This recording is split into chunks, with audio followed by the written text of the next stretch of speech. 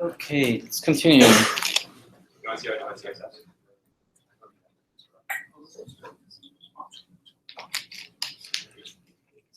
All right, let's continue. All right, so we're finishing up today the. All right, come on, everybody. Go.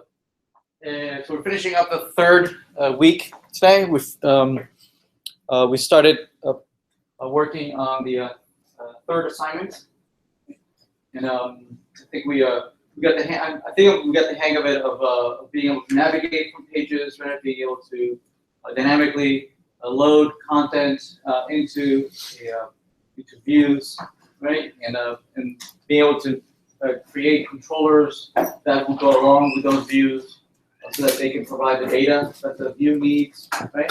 Also, we were able to parse parameters from the URL, right? And use those URLs from within the controller to be able to fetch the data, right? The subset of the data that we need to provide for the templates to render. So let's continue, and let's keep working on some of the other more advanced things that we'll need for the assignment. For instance, one of the things that the assignment asks to do is that for the widgets, there are different types of widgets, right? So it looks like every widget has something different. This is somewhat different from what we've seen so far. For instance, users, they all have the same schema, right? They all have a first name, they all have a last name, they all have an email. It's the same exact schema for each instance that it's being rendered. So you use exactly the same form, right? You have to have the same form from all of them, right? A form element for editing the email, the first name, last name. So it's the same, right? Same thing for when you're dealing with websites, right? Same thing. It's an array, and all the instances of those websites, they have exactly the same schema. Right? They all have a name, they all have a description, they all have an ID, and so rendering them as a list, it's easy, right? You just iterate over the array, right? And then you just use the snippets of pieces of data to to paint the name, right? Use the ID to create the link, right? So you'll be able to navigate to the editor, right? Also for the form that allows you to create new websites or edit existing websites, the forms are the same, right? The same forms. So for any website that you go into that you want to edit, it's the same exact form, right? And it's the same exact ng repeat. For the pages, same thing. It's going to do the same thing. You're going to iterate over a list of pages, right? They're all going to render as a list, right? You're going to be able to edit or create new ones. Widgets, it's somewhat a little more challenging. If you notice that not all widgets are equal. See that? Some widgets are of different types. Some of them are header types. Notice that there are a couple here. We have an attribute here that tells us the type of the header, right? Some widgets will be headers, some widgets will be input fields, some widgets will be buttons, some widgets will be YouTube videos, some widgets will be images, right? So they don't all render the same, right? So it's a little more challenging, right? We need to be able to decide on the fly as we're iterating over these widgets, how do I render this particular widget, right? This is fundamentally different than as I'm iterating over pages or websites or users, right? They all have the same schema. Here, we need to be able to say, hey, oh, I'm a header, I need to render you as a header. Or you're as a YouTube video, I need to render you as a YouTube video, right? So it's different. So we need to consider that. Also notice that that these two are headers, but there's a little bit difference, right? There's a little difference between them. One of them is a size 2, and the other one is size 4, right? So not only do we need to render them, they're fundamentally different render than a YouTube video or an image, but they can also be parameterized, right? They have to have some way of parameterizing the widget, right? The behavior of the widget. Right? Notice that for an image, there are attributes for the image that I don't have for the header. See that? Right? for instance, for the image, I have a URL that points to some absolute URL out there, right? Also notice that I have an attribute with 100%. None of these, neither with nor URL, are applicable to headers, right? And perhaps the attributes for header are not applicable to images. So here we have a case where I want to have a collection of things that are different, right? So the schema is variable, a variable schema, and this is where MongoDB shines. Okay, that you can have a database that allows you to do collections of things that are different, even though it's all the same part, the same collection. Okay, so we'll learn how to do that today. How is it that we render? How do we treat different things as if they were the same, right? Let's see. Look, here we have another type of widget. We have an HTML widget, right? So presumably we can configure what is the actual HTML that I want to render, right? And I have that, right? I have that in text. See that text? In this case, text. Notice that it has well-formed HTML embedded in there, right? It says right now it's loaded ipsum. It only has a paragraph, but we can imagine that it could be anything in there, right? It could be paragraphs, divs, could be all sorts of things in there, right? Unfortunately, it could also contain a malicious code in there, right? Embedded in there. It could be JavaScript embedded in there, right? It could be HTML that we copied from somewhere on the web, right? We're pasting it, right? And so we need to take into consideration, hey, are we going to render this HTML? Is it okay? Is it safe to render this HTML if somebody typed this HTML? Then we have another header, and then we have a YouTube video, right? For YouTube video, we have again 100% width, right? Notice it shares the same attribute as the image, right? So presumably they're interpreted the same way, right? It expands to take up the entire width of the page.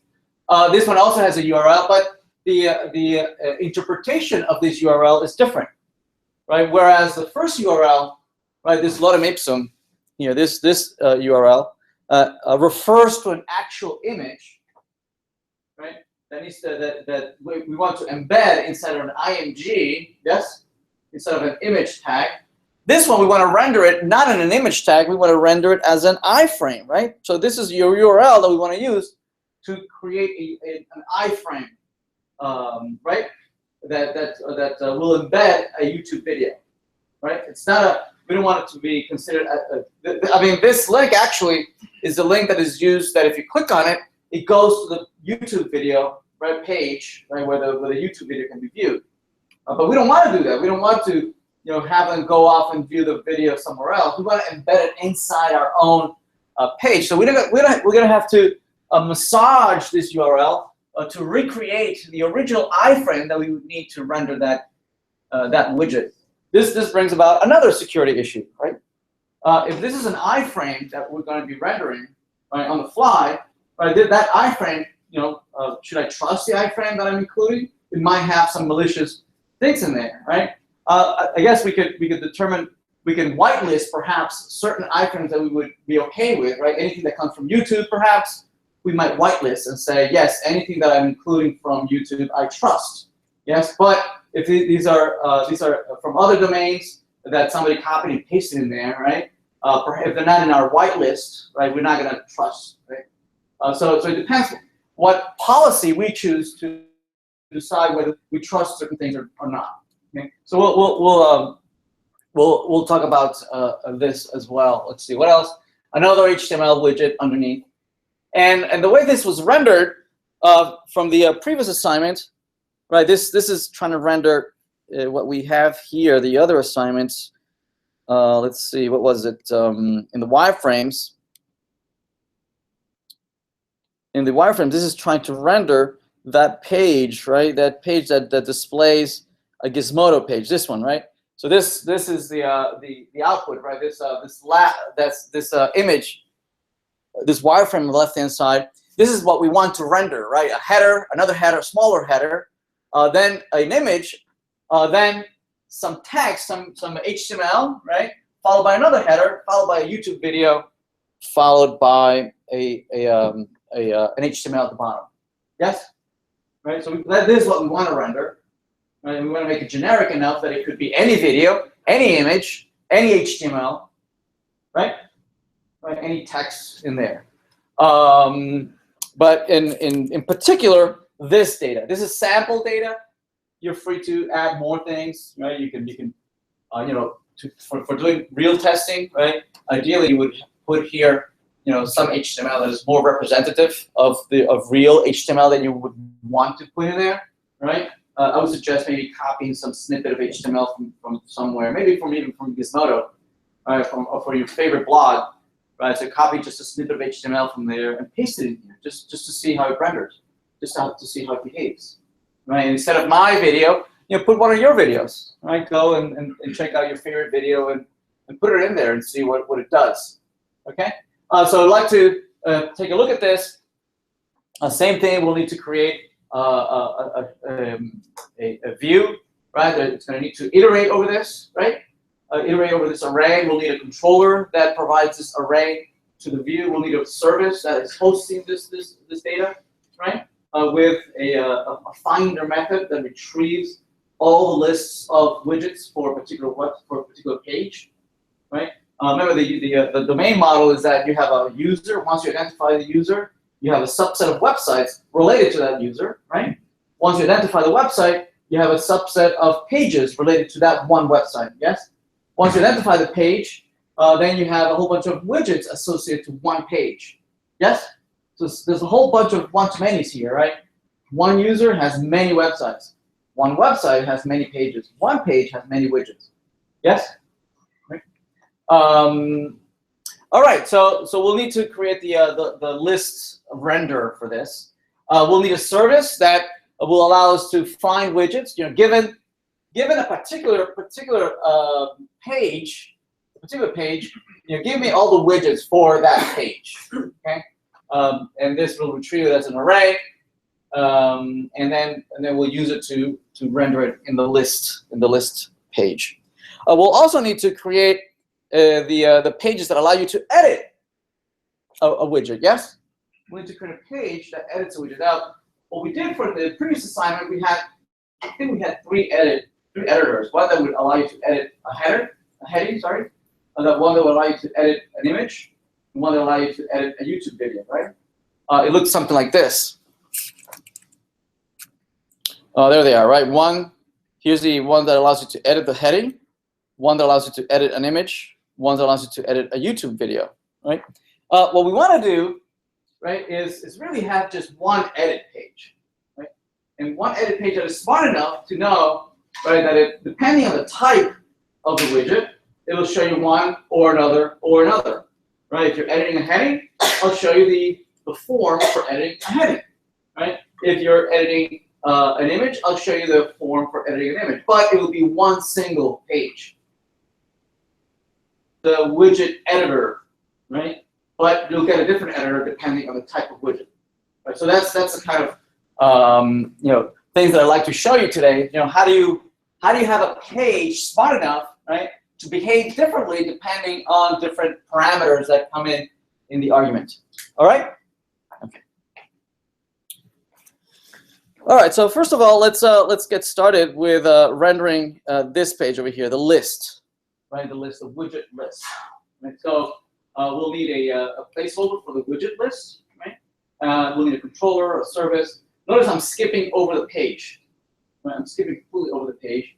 Really, the navigation should be what? User goes to the websites. Once you select the website, you see all the pages, and you click on a page, right? And you get to the widgets of that page. Right? So I'm going to skip over the pages. I'll leave that to you. It's very, very similar to the website part that we did yesterday. Right? Very similar. So I'm going to skip to the harder part that I want to cover today, rendering these dynamic templates. All right, so let's get started. So according to our navigation here, the navigation should be something like this, right? If I want to get to a user, right, particular user, it will be user and then the ID of the user once you are logged in. Yes, right. And if you click on the website link, you go and visit all the websites for this particular user, right? And notice the URL, right, encodes this very nicely, right? It says, here's the ID of the user, and what I want to see for that user are the websites, yes? And then navigates me to the list of websites for that particular user, right? Then if within a website, if I'm at a website, if I click on the link on a website, on a particular website, right, that will take me to all the pages of that website, right? Just like we clicked on websites link from the user, we navigated to all the websites of that user. You would do something similar to navigate from website to all the pages of that website. Yes, right? Right. And once you you list all the pages, if you click on a particular page, you navigate to this. Right. If you navigate to a particular page with a particular page ID / widget, now here we're going to show all the widgets for that particular page. Right. If I'm in another page, I would show some other widgets. Right. But here I'm choosing a particular page and I'm showing the widgets for that particular page. Yes. So let's encode this. Right. We'll need to encode this in our configuration file. Right. That will allow us to navigate to all the widgets for that particular page. Right. So let's grab that.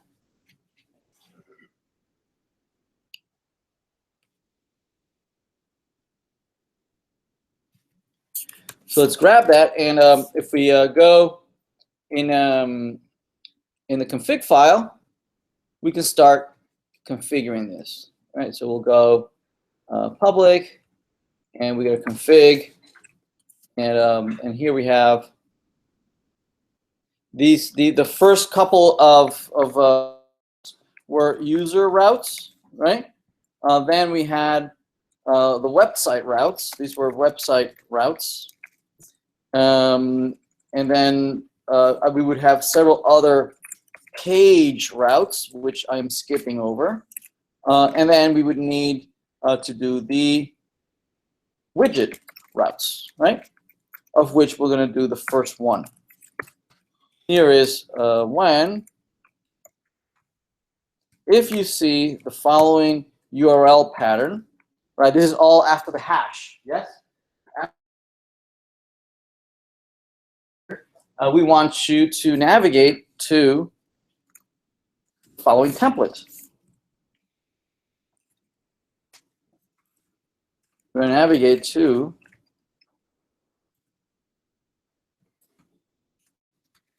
template URL. URL is lowercase, right? It's camel case. It's going to be in views, widget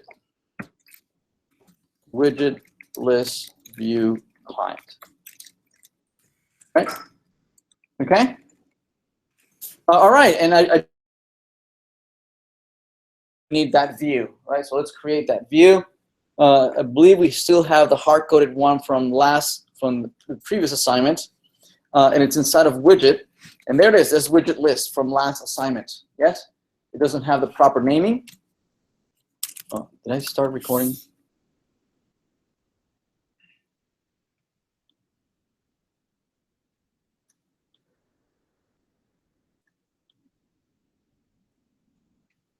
Is this not recording? Did I start recording it?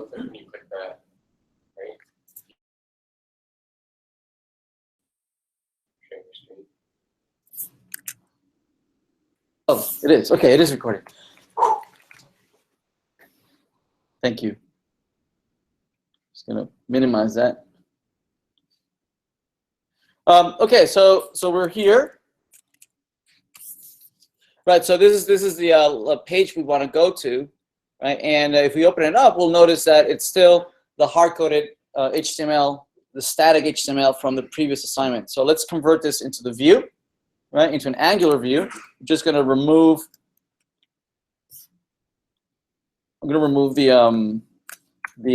head at the top, and we're going to remove the body at the bottom, and tab this a little bit to the left-hand side.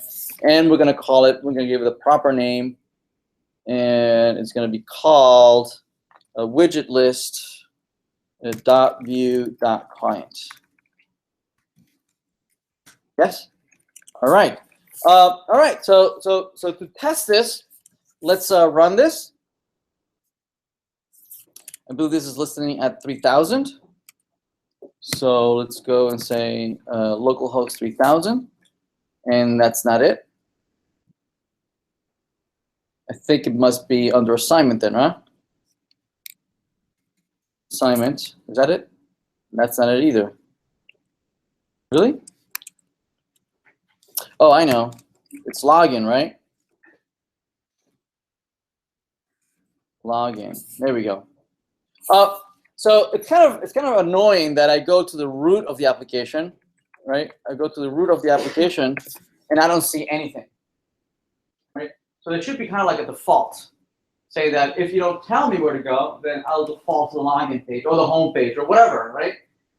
So to do that, we can configure that simply in our config file, right? We can declare like a catch-all, right? Saying if it's none of the above, then this is where you should default, right? So just like a switch case, and you have a default at the bottom.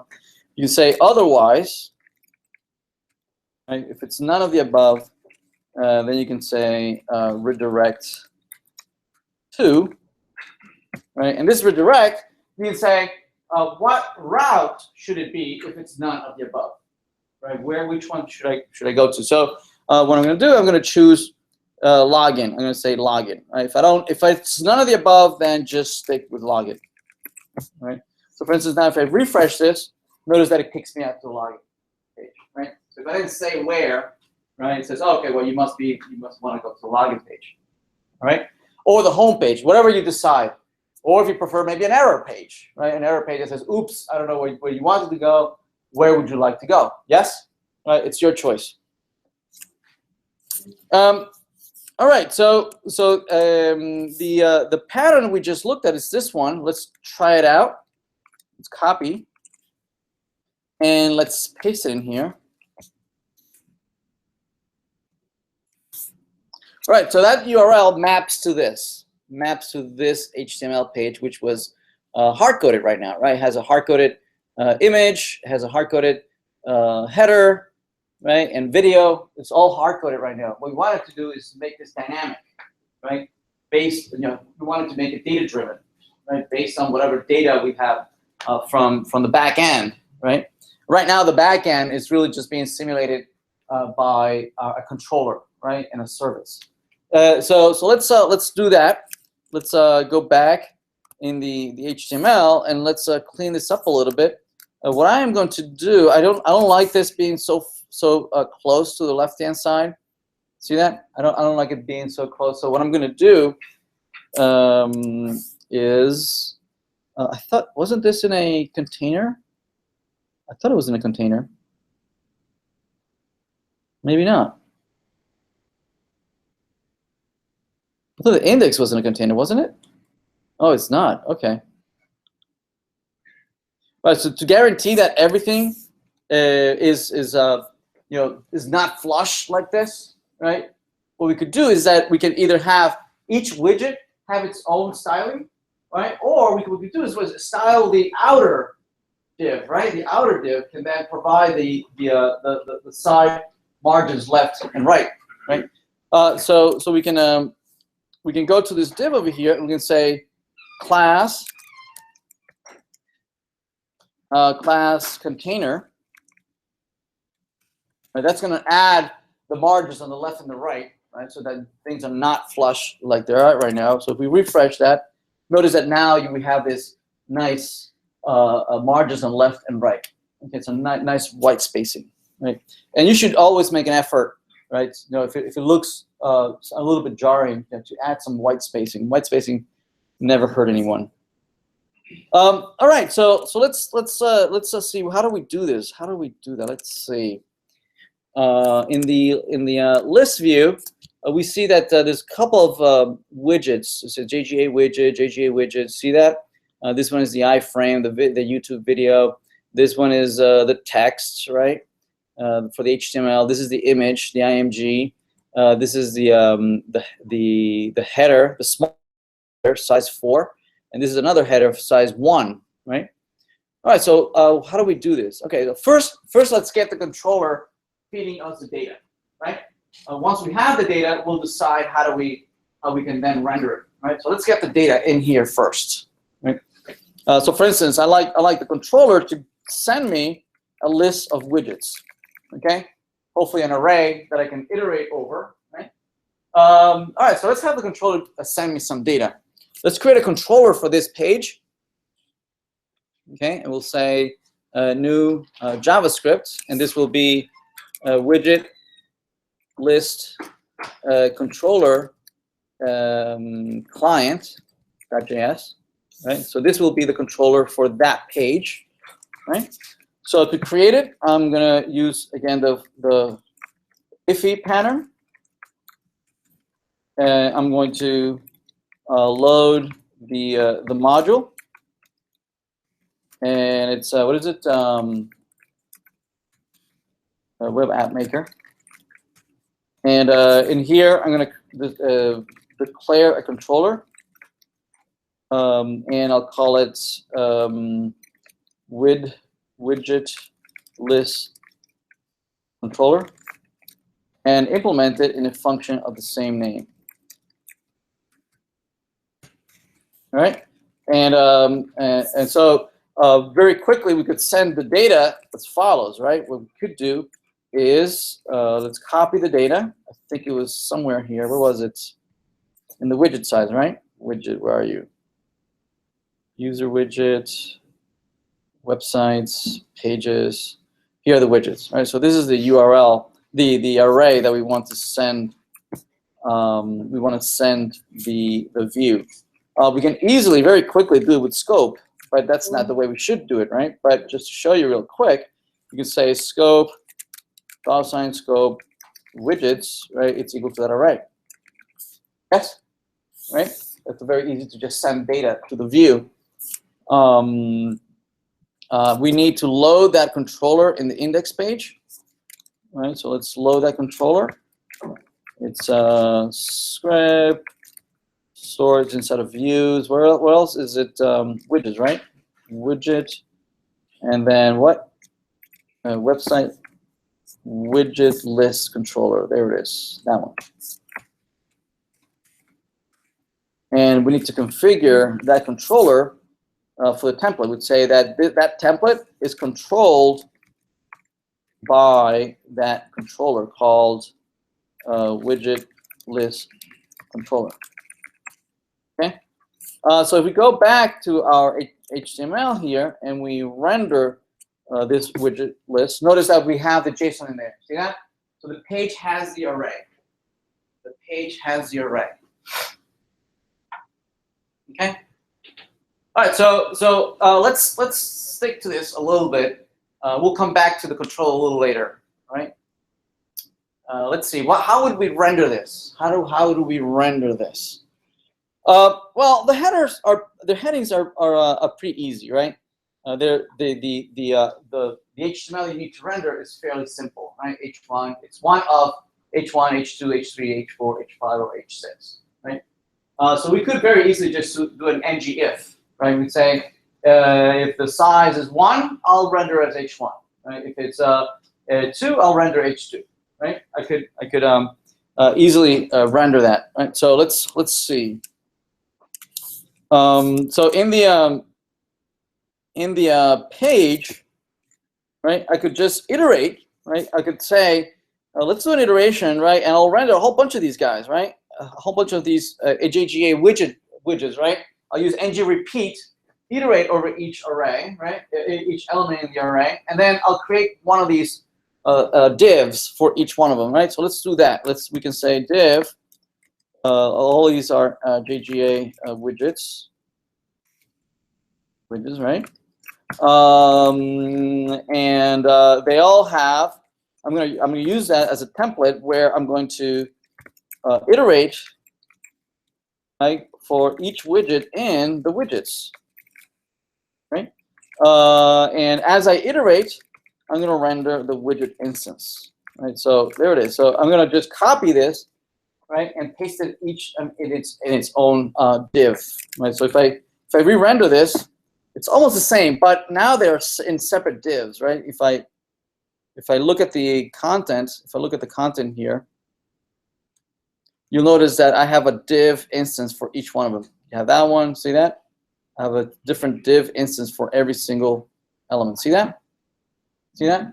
Right? Okay.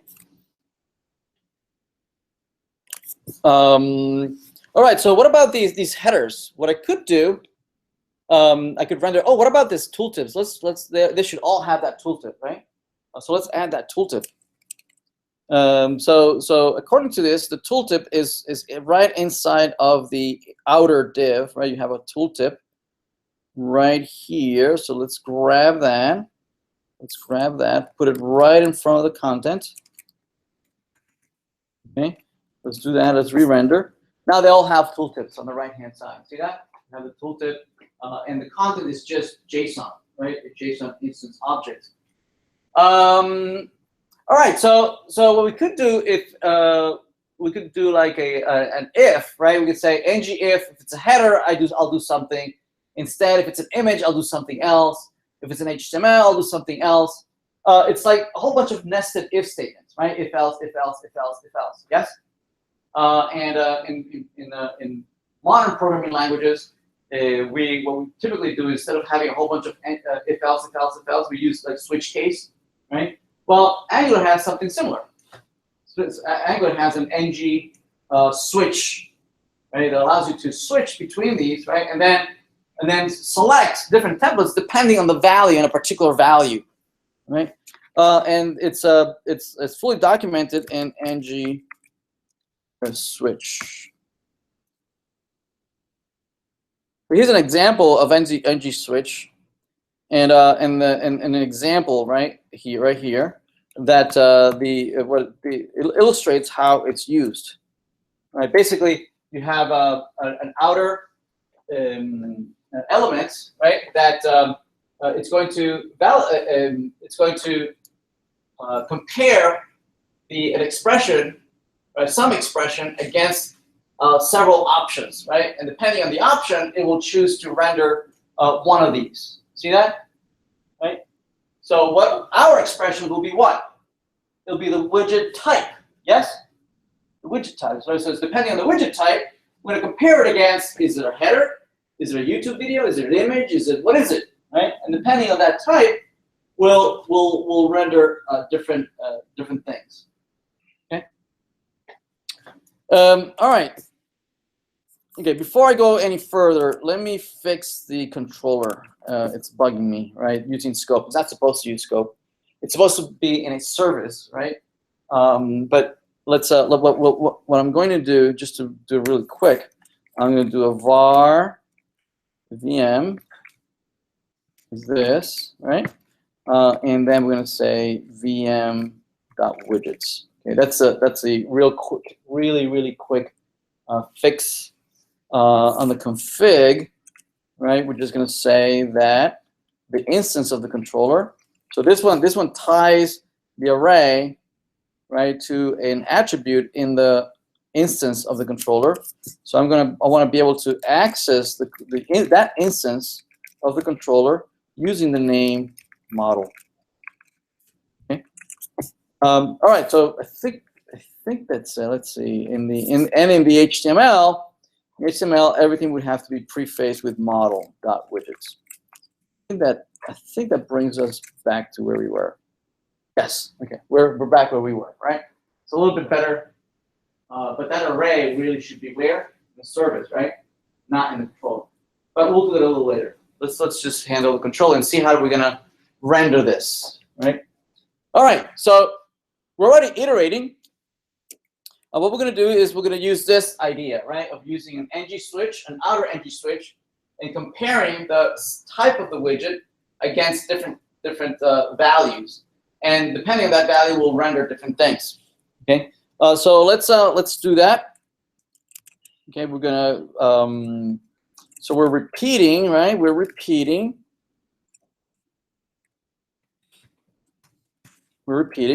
And what we're gonna do we're going to say ng switch, right? Switch against the widget type. I think it is, isn't it? Isn't it what it's called? Widget type. There it is. Widget type. Right. So we're going to compare that against several options. Right. Against several options. Wait a minute. Right. So okay, no. All right. We need to have something bigger. Right? We're going to have an iterator at the top, and then inside, right? We need to compare this. So let's see. How do we do this? All right. So what we could do is have the iterator outside, and then inside we could have an inner div with the class widget.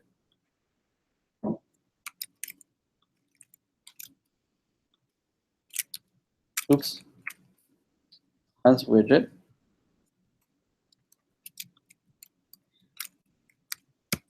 Right, and then have this a little bit further. Okay, so right now it's the same thing we had earlier. It's just that we have two nested divs as opposed to just one div being repeated over and over, right?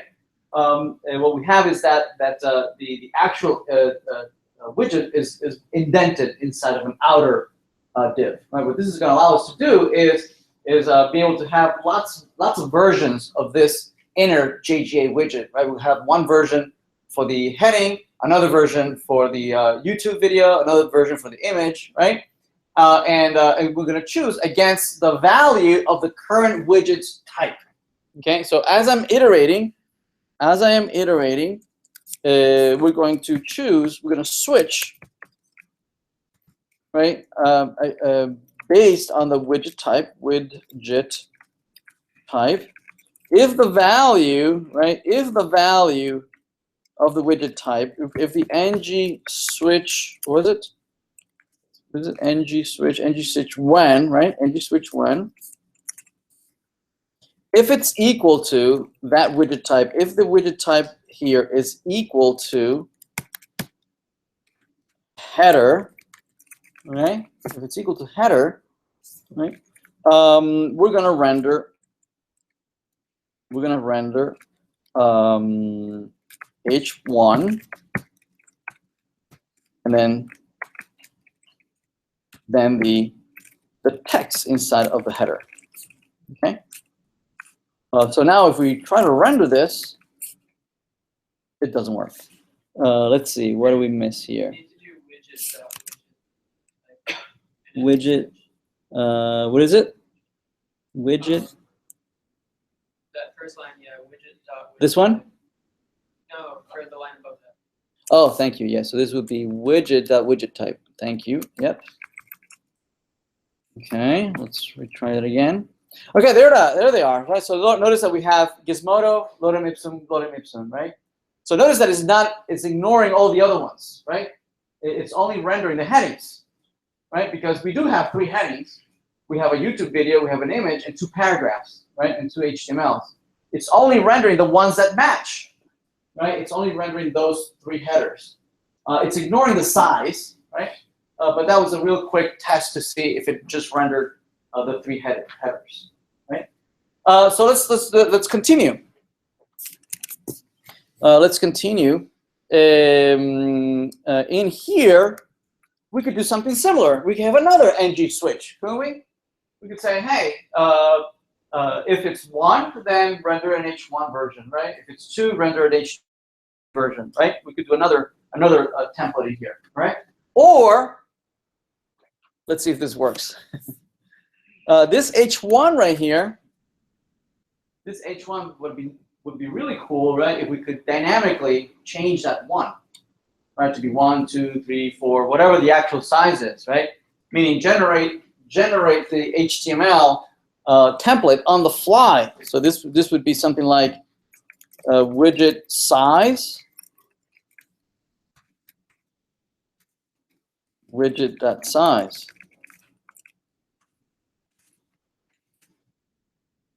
No, it didn't work.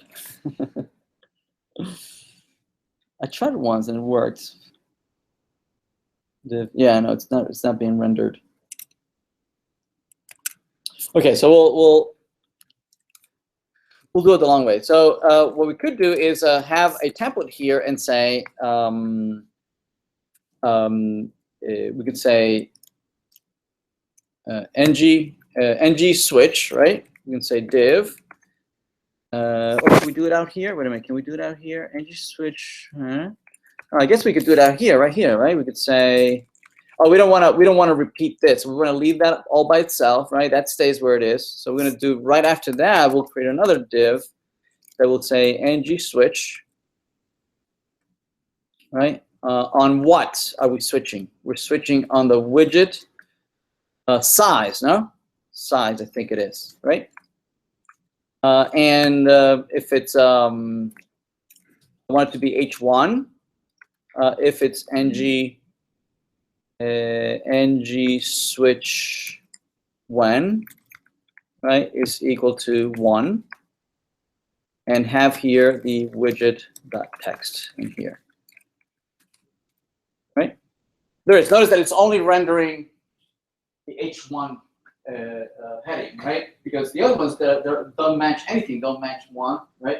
The other one, I think is 3, 4, or 5. What is it? What size is it? The other ones? I forget. So we'll need to do all the other sizes, right? So we can do h1, all the sizes. I think there's 6 sizes, right? So 2, 3, 4, 5, or 6. If the size is 2, 3, 4, 5, or 6. There it is, right? Those are the 3 headers. Right, notice that it's skipping over the other templates, right? It's skipping, I mean, actually, we haven't provided any template whatsoever for the videos, for the images, for the text. We haven't rendered any of those, right? Okay, so let's okay, this is a good time to do some version control. Let's see what did we do? We have a default. Yes, we could certainly do that, right? And to create a different, so we could say by default we could just render the JSON object, right? Or maybe we could do some error that particular element is not it's not supported. So we'd say ng switch fault, and actually this will give us a chance to actually see the rest of the content, right? So we can just say widget, the widget object.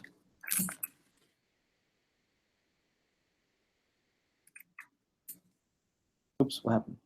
Notice that we have Gizmodo, right? That's size 1. Then we have size 4 header. Then an image. We don't have a template for the image, and we don't have a template for the HTML.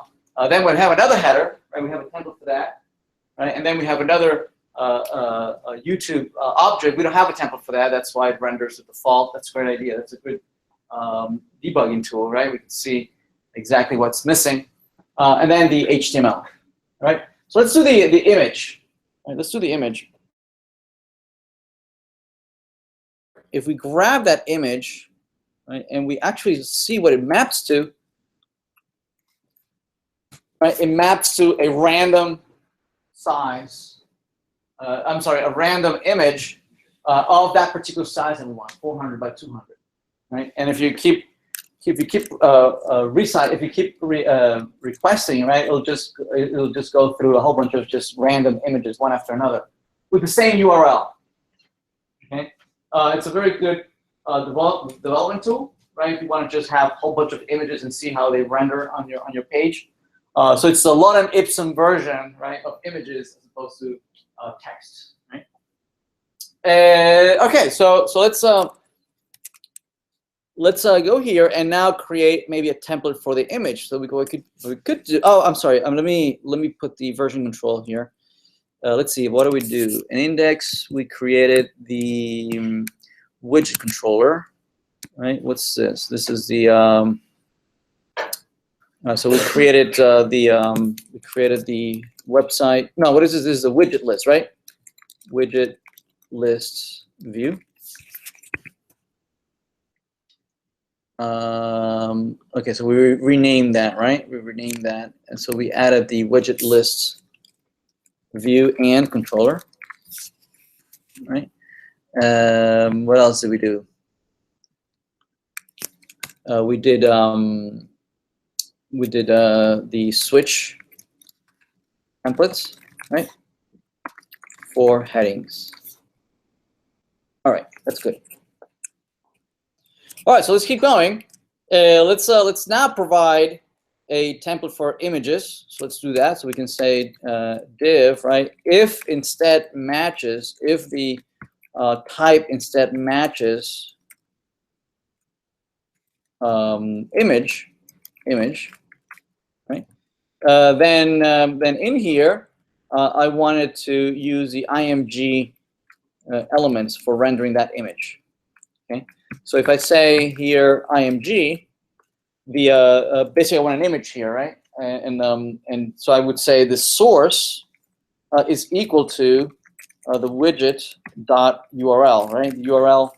You'll notice that when we render it, right, that's the attribute that we want to grab out, right? The URL. We want to use it as a source for the image for rendering. Yes. Okay. All right. So I think that should do it. All right. Let's close this. The image. If we refresh, the image is loaded, right? The image is loaded. Okay. But it looks like in the console something failed. Cast under blocks, double click. So okay, so that might be a part of the image that we're loading dynamically. But one of them is definitely because the URL. Notice over here. Notice that failure there. See that failure? This says that I'm trying to fetch a document, right, that has that URL, and it's complaining, saying that that URL that URL is a bad URL. Notice the name in there, widget.url. See that? What is that? That's this, isn't it? It's this over here, right? It's this over here. What's happening is that the browser takes a look at your source src, right, and it says, this must map to a physical file, right? And it tries to fetch that file, and it fails, right? Because curly brackets widget.url curly brackets doesn't match to an actual physical file. That means that this image, this value has not yet been rendered, right? I don't have an actual value, not yet, not until Angular takes a look at this, right, and resolves the URL, right, and actually replaces it. Eventually, it will get to it and replace it, right? But necessarily, Angular looks at parses the page after the browser parses the page, right? So the browser first looks at this and says IMG src. Ooh, let me go fetch that image because I need to render that image, and it fails because that curly bracket doesn't exist. So what we need to do is kind of like defer the loading of the image, and says, no, I don't want the image, the browser to start downloading this image because I know this is not this won't become a real URL until later, until Angular takes a look at this, until Angular parses the page. Understand? Right? So to fix this, we're not going to use src. Instead, we're going to use ng src, right? Meaning, when the browser gets to this image tag, it won't find an src. It won't be there, so it will not try to download anything. Okay? When Angular parses this page, it'll resolve this source, right? And then it'll say, okay, and then it will trigger the browser's downloading of the image. Make sense? Right? So if I refresh this, we still have a couple errors, but not because of what we had earlier. Embedded player. What is that? Embedded player. Oh, that might be YouTube, right? Yeah, YouTube might be complaining that I'm embedding something. Maybe it's this one over here. My boat is complaining. All right, that's fine. But notice that the image was loaded, right? The image is loaded, and when I hit it, it loads a different image every time. What I'd like to be able to do is that I want this to be take up the entire width of the page. So let's add a size. I think, don't we have a size for this? I think we do, don't we? In the controller, the image has a width, right? The image has a width, so I can set the width dynamically so that it renders appropriate. So I can say the width will be whatever the widget width says. Okay.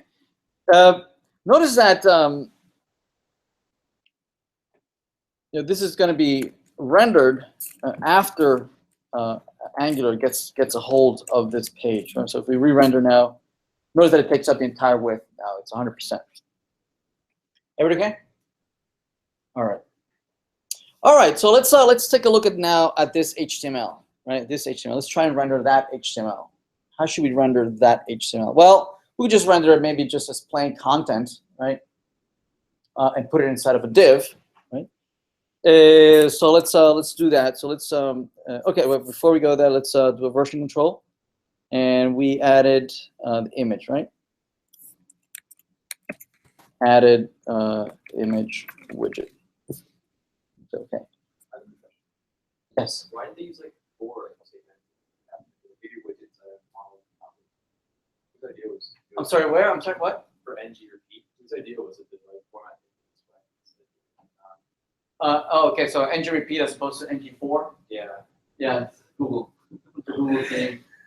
Angular created their own nomenclature.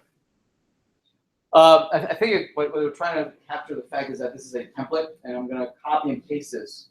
So meaning, take this right, and just copy this and just paste it over and over and over. As you use templates built like this. Angular templates. Okay, so YouTube uses Angular. Yeah, it's a Google product. Yeah. I mean, there's tons of product teams in Google. Angular is just one of many of these teams. It just happens to become very, very popular. This is your favorite way.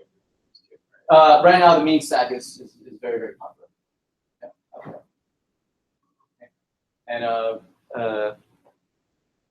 And some of the new things that are coming up on Angular 2 make it even better. I'll re-update I'll update the course for the fall. Oh, listen, why not? Yeah, it's coming out this summer, so it's in beta right now. They'll have Angular 1, everything will still be compatible with this. Yeah, everything's going to be compatible. Yeah. They're coming up with a brand new language. Brand new. I'm sorry. You're telling us we got to do the class again. No, this will be completely relevant for quite a few years. A lot of folks are waiting before even considering Angular 2. There's a lot of discussion in the forums and people saying, should I even start with Angular 2? I mean, I already have a lot of invested in Angular 1 one at a time. How does Facebook's React connect to this? Yeah, it's a competing technology. Same thing. It's an MVC. There's quite a few. There's Meteor. There's Sail. And they all follow fairly with the same ideas. Those are real frameworks in that as opposed to Angular only focuses on the front end, right? And so only in the rendering things in the front end dynamically using MVC and whatnot. But it's completely agnostic of what you're using on the server side. Will we be doing stuff on the server side a little bit? Oh yeah, starting next week. But we won't be using Angular. No. That will be Node.js and Express. Okay. May have interface to the project. Yes. Yeah. So Angular is agnostic to what the server side it does. A very common setup is that you have Angular on the front end and Java in the middle, right? Or C# in the middle, right? Angular only cares that you have an HTTP endpoint that produces JSON, right? And you can generate this JSON any which way you want, right? A very common is things to have either Java or C# or even Python generating dynamic JSON on the back end. So we'll just replace the service files with files that have Right. So starting next week, those services files that we're looking at right now they have hard-coded JSONs, right? Next week they'll make an HTTP request to the server, right? And the server will respond with that JSON, right? Again, we'll start with just hard-coded because we don't have a database yet. It'll be hard-coded, but it'll be hard-coded on the server, right? And the server will have just like Angular has routes, right? But the intent of the routes in Angular is for navigation purposes. On the server side, the routes will be for data access purposes, right? Can we use get to get JSON? Right? Yes, we'll use get, post, put, delete, all of them. And JSON's a standard. Yes. Yep. Is there any competing ones to JSON? No. That's a good thing. Yeah. Well, it used to be XML. And JSON just has taken over the world. Yeah. What you're seeing is JavaScript has been just it's like a cancer. It's taking over the entire web framework. Right? It's just JavaScript everywhere. Have you heard the rumor that JavaScript will process as fast as low-level C eventually? Yeah, you'll be able to compile to native architectures. Could you briefly explain how that works? Or is that complex?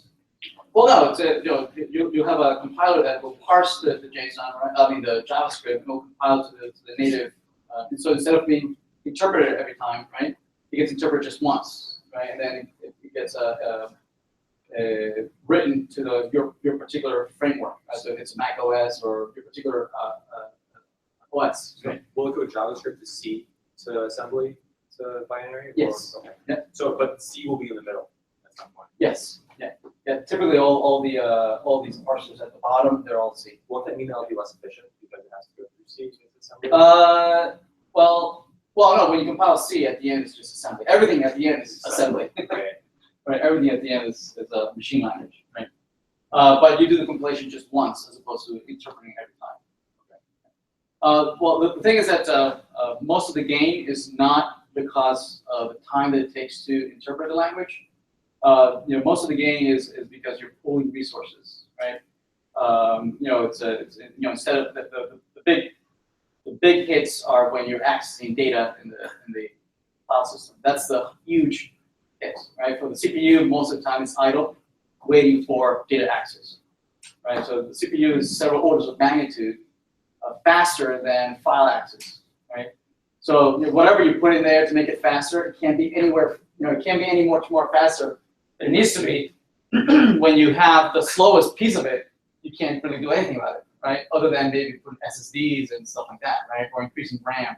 So there's many other things that should be optimized before you even consider optimizing source code. You're blaming hardware people. You're doing right now. Yes, exactly. See that, Ben? There's a lot of optimizations on pooling resources. Instead of creating data connections every time you need to, you pool those connections, right? So they're already there for you to use, right? So there's a lot of pooling of resources, yeah, to minimize those access to the hardware. Where was I? HTML. Thank you. Yes, we're going to do HTML. So let's do HTML. So a template, we could say that we could copy one of these, right? And say that if it's just plain HTML, if it's raw HTML, right? If it's raw HTML,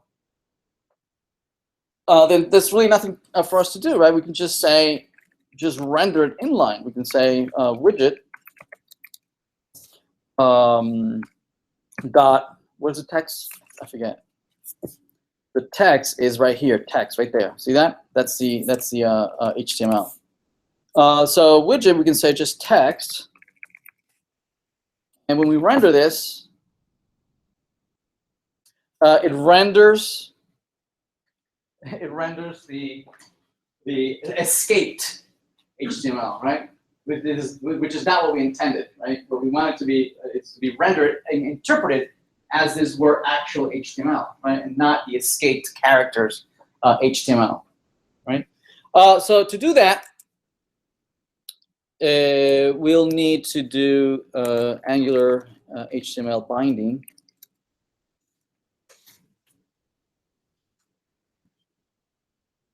Okay, so Angular bind HTML allows us to apply a certain yes. Is there a way to kind of like track out the bits that have been copied?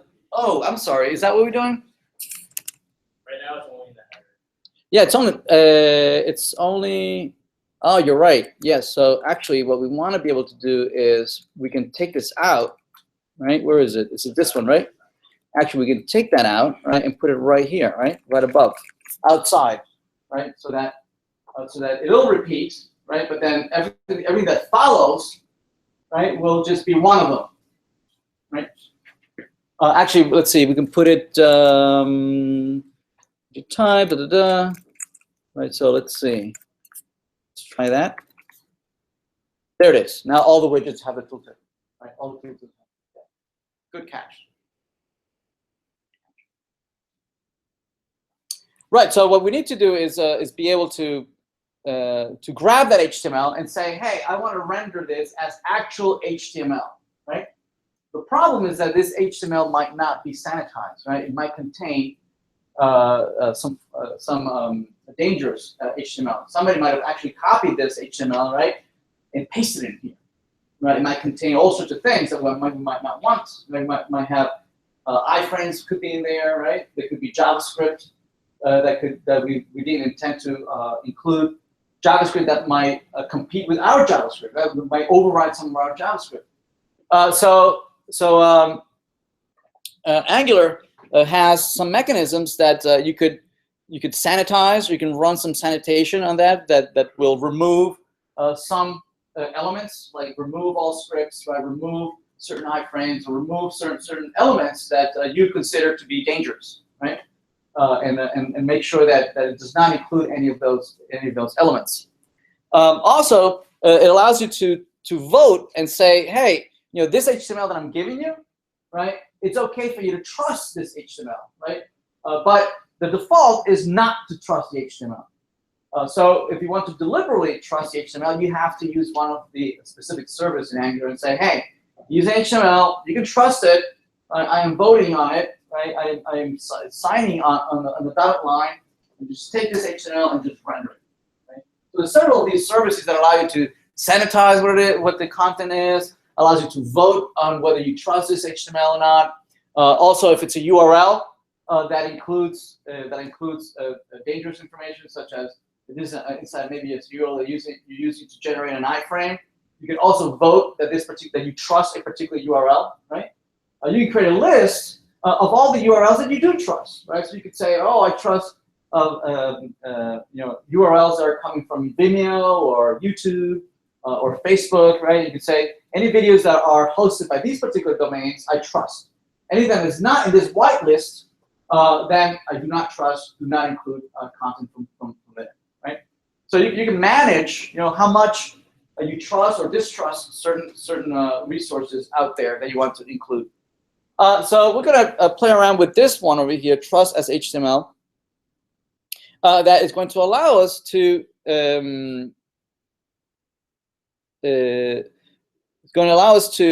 provide content that is rendered in the HTML. Okay. Then we'll use this one, trust as URL, to generate the URL for Vimeo or YouTube or things that generate iframes, right? That are going to be rendered. Okay, so we'll use these two, trust as HTML and trust as HTML. Okay. All right. So what we're going to do here is we're going to call on a controller. We're going to call on the controller to give us the trusted HTML. Hey, controller, I need to do that on the controller. The controller needs to run this service on the HTML, right, and give us back the HTML that has been cleaned, right, that we trust, and that we can finally render here, right. So let's do that. Let's say get trusted HTML. All right. So this is going to be a function. This is going to be a function on the controller. model.getTrustedHTML, and we're going to pass it the actual widget. So hey, here's the widget. The widget contains the text. Yes. So I'm going to pass it to the controller. Hey, controller, sanitize this HTML, right? This make it trustworthy, and then give it back to me so it can be rendered right here. Okay. So let's try this out. Let's go on the controller. The controller is right here. Let's create a function that can be invoked. So it'll be something like vm.getTrustedHTML. What's it the name? This, right? So it's a function that's going to be implemented down here. It's going to take as argument the widget, right? Widget. For now, we'll just return the text, right? Just to test to see that we're back where we were just 2 seconds ago, right? Okay, so let's go back and re-render this. Okay, so we still have the lorem ipsum, right? Like before, but now it's coming from a function where we can put some logic in there to sanitize this HTML, right? So let's do that. Let's sanitize it. Let's say that we trust this HTML, and to do that, we're going to use the trust as HTML function on the SCE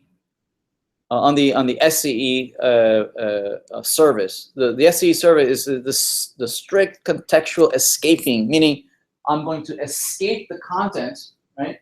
And depending on what the context is, right? If it's a URL, or if it's HTML, or whatever context is being used, I'm going to give you something that can be trusted, right? To do that, we're going to need to load this service $SCE in the controller. We're going to ask for it right here. Once we have it, we can calculate the good HTML using the SCE trust as HTML, and we're going to pass it the text, and it's going to give us back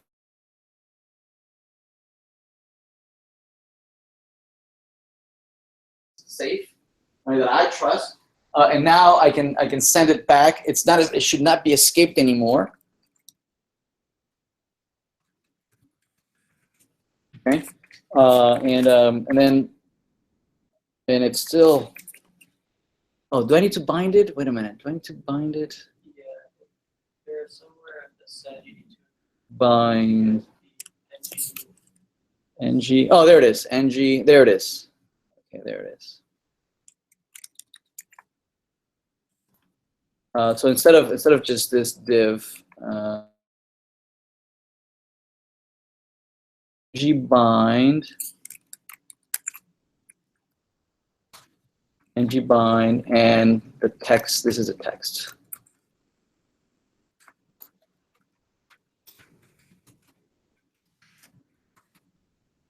There it is. So now it's a paragraph, right? So if we go in there and take a look and inspect it, it's the actual paragraph. To validate that this is indeed HTML, let's copy some sample HTML. Let's go to Gizmodo and copy something from Gizmodo. Go to Gizmodo, not GitHub.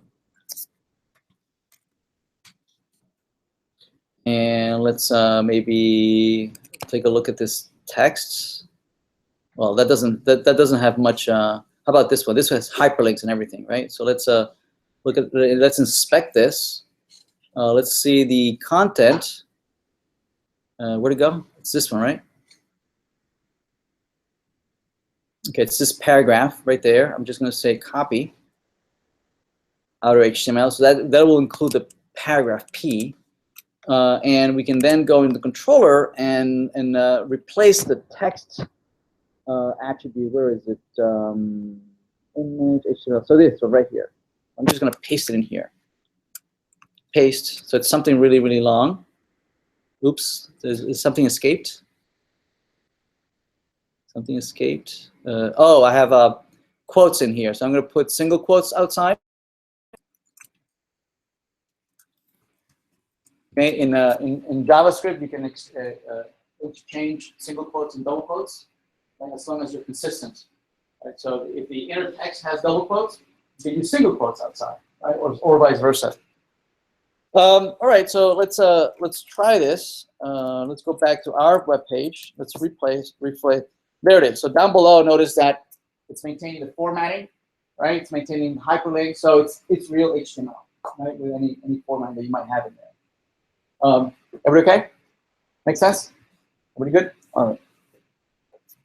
Okay, so notice that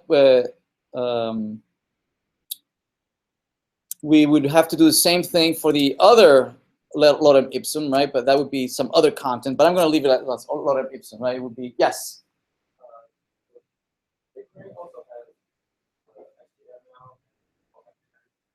Yes. Yep. Right. So HTML. That's so jQuery. What's the difference? So in jQuery, you're manipulating the DOM directly, right? You're grabbing the DOM, right, and then applying several functions, right, to manipulate that DOM.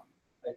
Over here, we're not manipulating the DOM at all, right? So the controller, if you'll notice, the controller has no idea that all this data is being used by a div or a paragraph, or has no idea, right? So it is the view, right, that is taking this content, right, and then applying it to the template. Right, so it's two fundamental ways of manipulating the DOM. They're both manipulating the DOM. One is doing it directly. jQuery does it directly, right? It grabs the div, right, and then it calls functions on it like .html to apply or add elements to that element. So we'll do that. We'll use jQuery in a bit, right? And you'll see the fundamental difference between the two. Angular is very, very high level, whereas jQuery is very low level. Right? We'll use jQuery in a minute. All right, so let's finish up. How about this YouTube over here? So let's do YouTube. And so to do YouTube, what we need to do is use this iframe, right? Then we need the iframe, and what we need to do is take this ID right here, that ID right there, and use that ID as the iframe, right, to generate that iframe. So let's try and do that. In here we need another div that will work only if it's YouTube that's a GA widget. And in here, we need the iframe. We have an example of an iframe. There it is, right? Here's the iframe. And in this iframe, we need to render it right here. Where is it? We need to put it right there. But the content, this content over here, right? That ID, we need to dynamically grab that ID from where? From this data right here, from that ID right there. So that ID. We need to put it in here to embed it. Notice the URLs are different, right? This URL is the URL when you're going to share a YouTube video. Right? You click on share. It gives you several ways of sharing the YouTube video. Right? The first one is to share it by a link. Where you copy the link and you send the link to someone, right? The other way to share the YouTube video is to embed an iframe right on your page, right? So what I'm suggesting here is that when users are entering the URL, right, we should make it as easy for them as possible. So I'm asking for them to just copy the URL and just paste it in the form, so that's what we're going to store in the database. In this database, we're going to store not the iframe, right? We're going to store maybe the ID, right, or the URL that they copied and pasted, right? Then we can extract that ID dynamically in our controller. We can extract that ID and then use that ID to re-render, right, the YouTube URL. Okay. So what we want to do here is calculate the source. We want to calculate the source. So just like we did for the ngbind, right? We calculate the HTML and we trusted it. Over here, the same thing. This URL, just like we have the URL right? We use the URL to generate the image. We need to calculate this URL for the YouTube video, right? So this has to be dynamic, right? Something like widget.url. But that's not the URL. That's not the correct URL, right? So we need to massage it somehow, right? We need to fix it a little bit, right? So to fix it, we're going to call the controller. We're going to say controller model controller get trusted URL. We're going to pass it the widget. We're going to pass it the widget, and the controller is going to take a look at that URL, and it's going to reconstruct the URL that we need to use here in the iframe dynamically as it iterates, right? Yes, thank you. Source. And so in the controller, we'll need that function, right? So we can declare that other function, right? URL, and implement it down here. You know, function. It's going to take as argument the widget, and from the widget we can build the URL, right? And to build the URL, we need the ID, and the ID is the last element of that URL, right? So what we can do is explode the string into an array of substrings, right? So we can, and then look at the last element, and the last element will be the index, the ID of the video, right? So let's do that. We can get the URL parts, right, from the widget. We say widget.url. That's the URL string, right? That's the URL string. We can split it with around the slash, right? Because the URL, notice that it has slashes, and notice that the last element, right, would be the last element of this parts, right? So if we console this, right? If we say console URL parts, we render this. Notice that in the console, there they are. See the array? The array is that URL split on the slashes. Yes. Can you, if you don't get the share, you don't share the link as like an address bar, like watch. Do this. There's different ways you can build it one time, but could you just go to the last element and then just load the last element?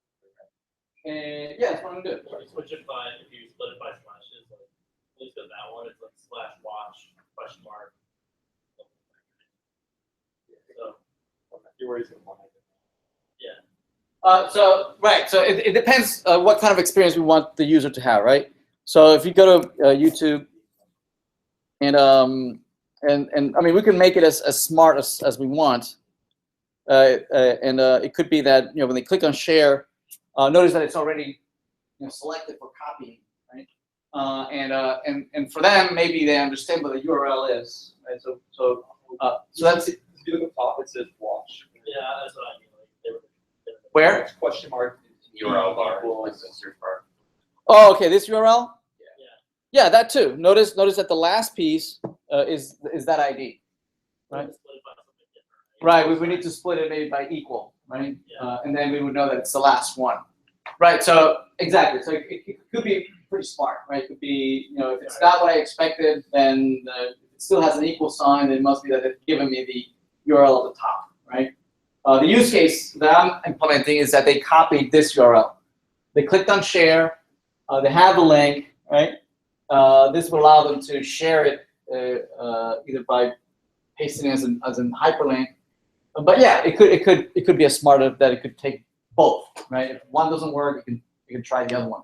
It can be fail safe. Yeah, good catch. Yeah, that'd be a good idea.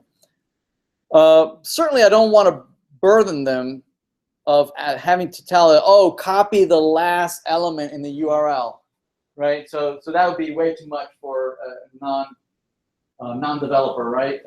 So try to make it as easy as possible for them.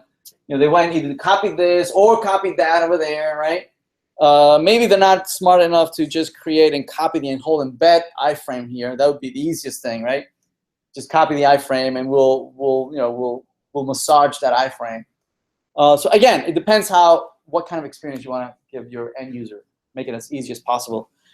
This is I'm using that I'm clicking on share. You're clicking that and you're pasting it.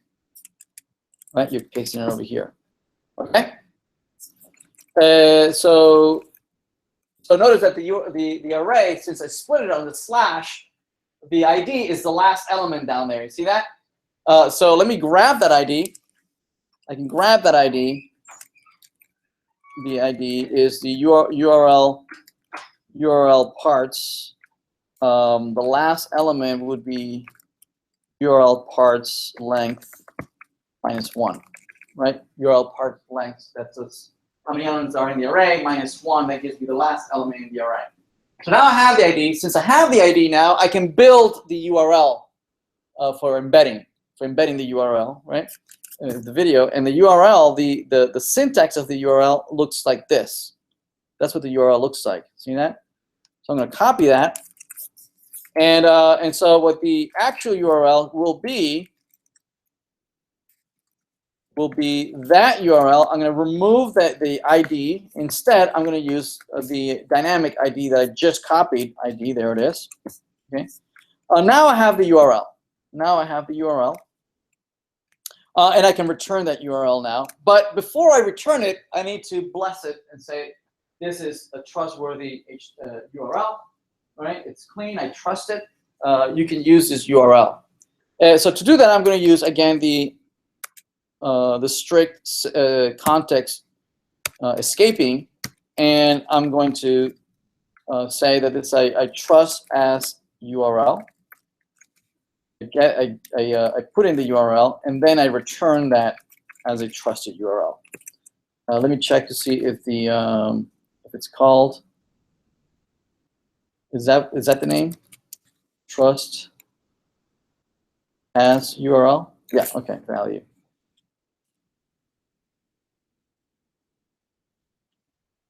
Okay. All right. So let's try this.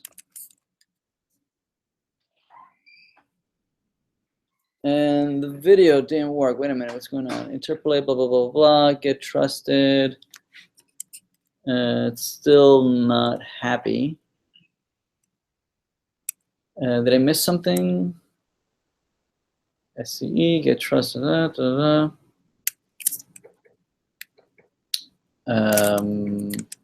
me see how I did it.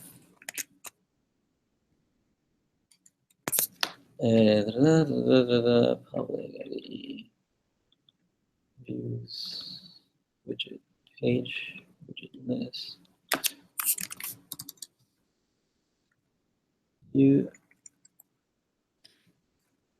Video, widget list. Data table, text, image, YouTube. Yeah, it is ng source. Model, save, YouTube video.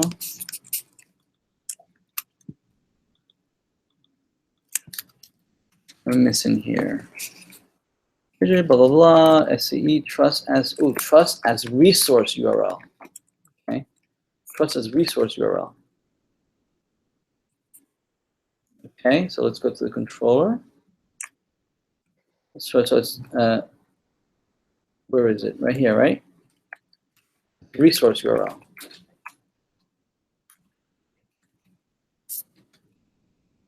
There's the video. Okay, there it is. Right. So this is right. So it's a difference. It's just a plain old URL, meaning that I can click it and navigate to a URL, as opposed to a URL that is being used to render dynamic HTML, right? To embed content, embed something. So, for instance, if you want to embed, Google Docs or Google Sheets, or those would be all resources that you could potentially embed in a document using a resource URL. Okay. Should we plot it on the height? I'm sorry. Should we just plot it on the height? Oh yeah, that'd be good. Also, I think we have a width. Don't we have a width? Yeah. For the video? Yeah, it's just I think we do. Right there it is. Width. Yeah, your width is 100, but your height's. Right. So we could have, instead of this being hard coded, right? Oh no, it's not this one. Where is it? It's this one right here, right? Yep. this would be ng width. So this would be something like widget dot width, right? And height could be auto.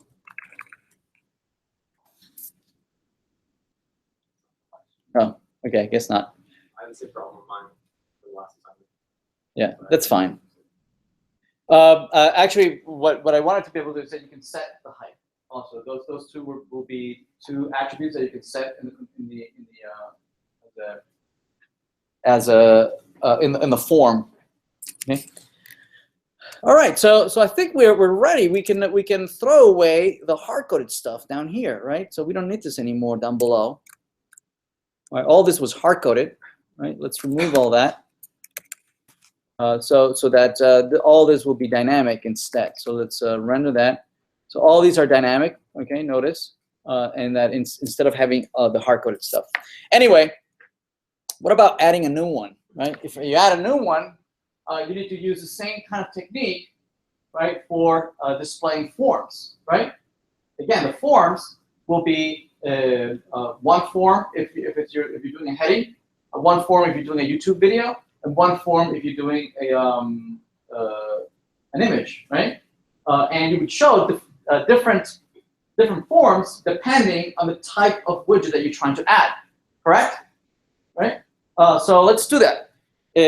So according to the assignment, you're supposed to be able to click on plus, and that it navigates to a widget chooser, right?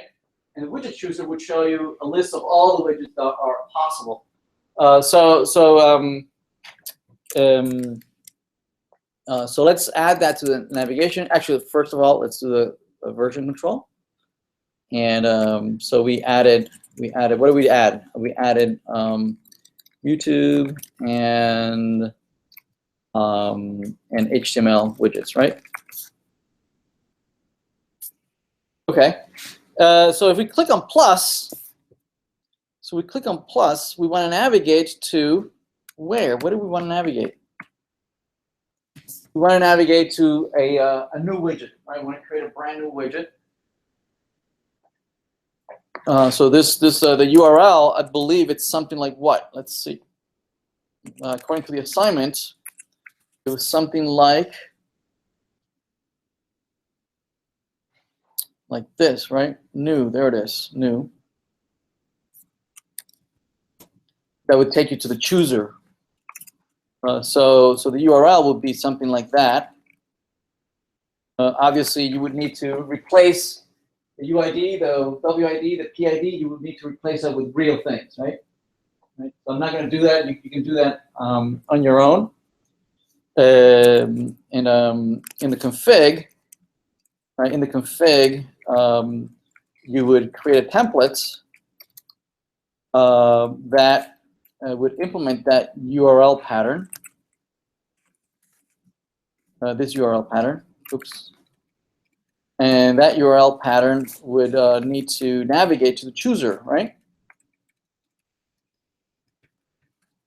New, which would have to go to the widget chooser, right? And have can have its own controller. Well, I don't know. Does it need a controller? I don't know. Does it?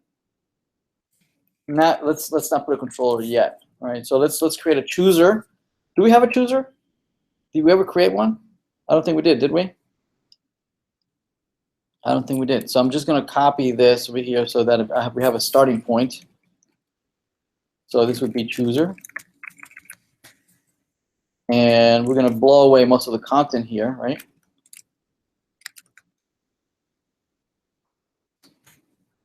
So this is widget chooser. Let's see if this works or blows up. So we refresh and we click on plus. It goes to the widget chooser, right? So in the widget chooser, you would have all the different types of widgets, right? So let's create just a couple of them.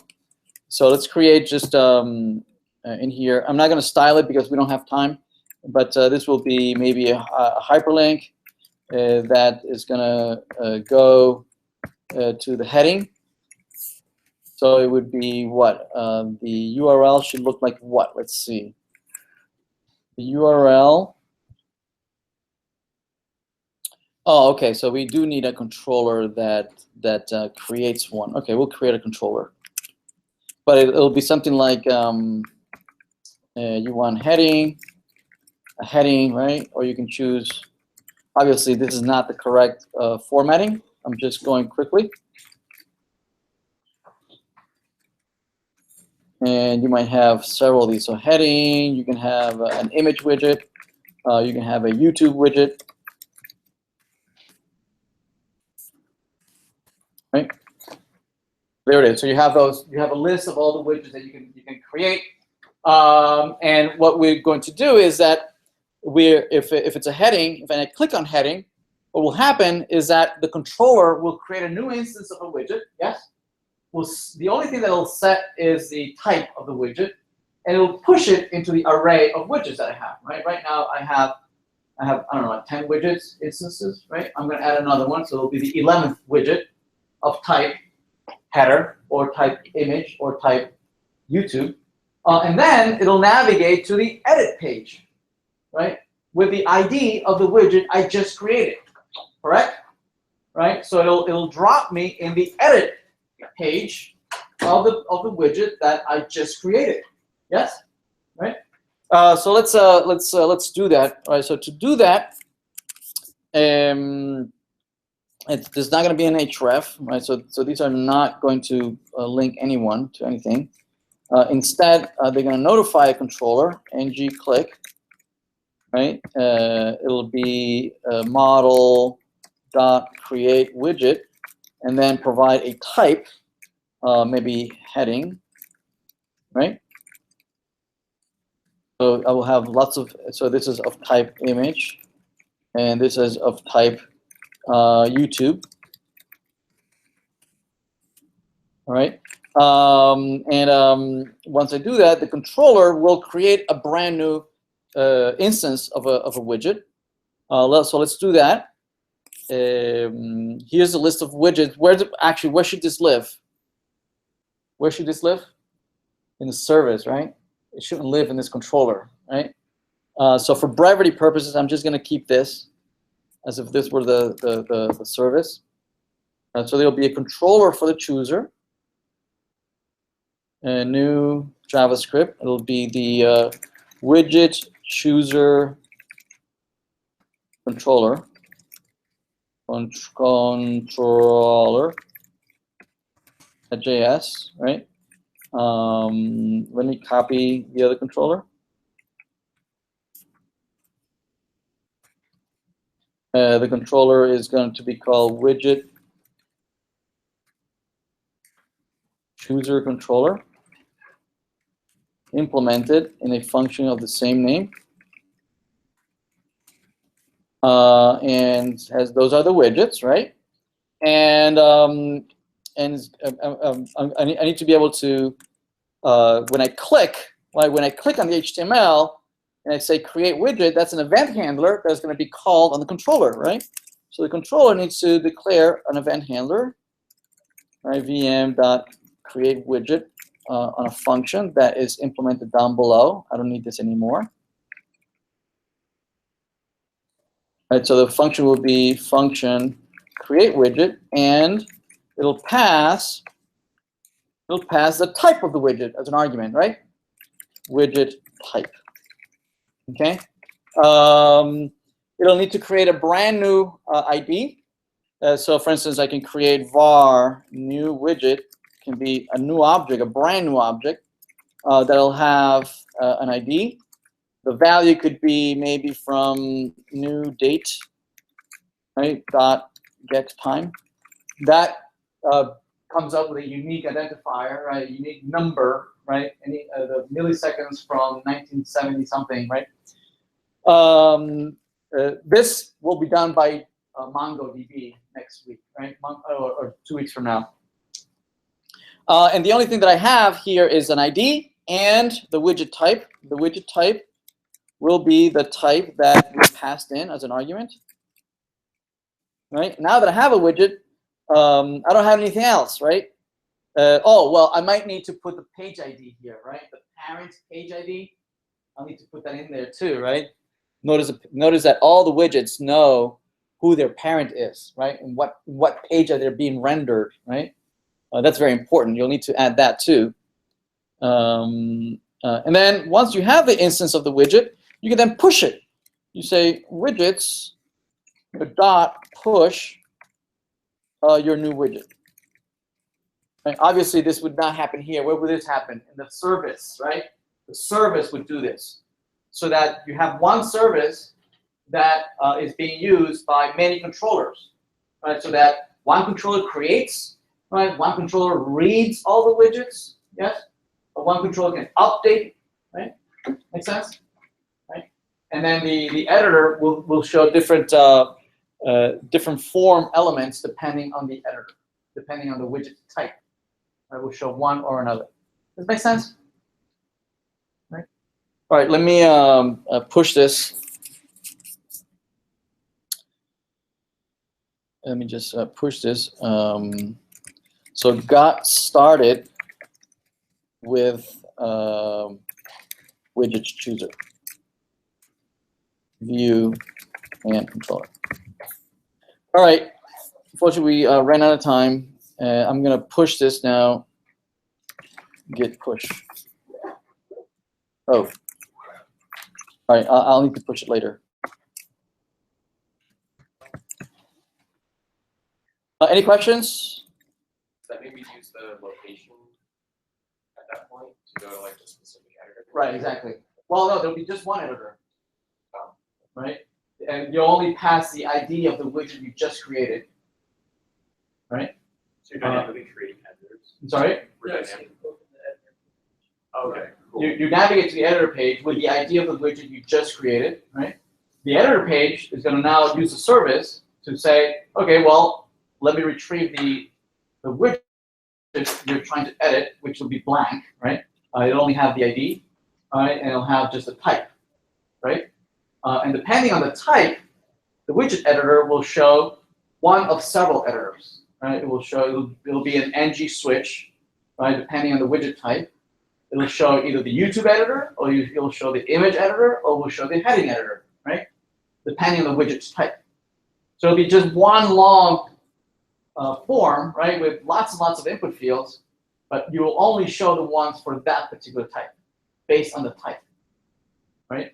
So you navigate to the widget editor with only the ID of the type you just created, right? You go to the service and say, hey, give me back the widget for this ID. It gives you the instance. In the instance, it'll say the type. So we're consolidating these all to one page. One single page called the widget editor or widget edit. That makes sense. Just only one. But again, just like the widget list, right? Iterates and just shows different things depending on the type of the widget. Yeah. This won't iterate. It's not iterating, right? It's only showing different forms depending on the type of the widget. So it should be easier than with the widget list. So it'd be the same as the widget list, but no editor. I mean, no repeater, right? There's no repeater. Yeah, it's just ng switch. Yes? So we're gonna have to copy all the HTML in, or we can like inject it into like that widget out there. Right, we didn't look at ng include.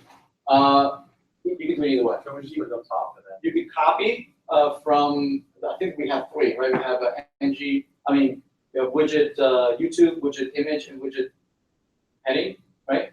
And they're forms, but they have more than what we need, right? We need to have headers at the top and bottom, right? We don't need all that. We need just a form, right? We can either copy from the three into one single page called the widget editor, right? And then use ng switch to show one or another, right? Or if you know how to use ng include, that's even better. ng include allows you to have the HTML there and then include it inside of the outer page. Right? All right. If you know how to use ng include, if you don't know how to use ng include, you don't need to. Couldn't you just put the header and the footer page and then do the switch statement between it?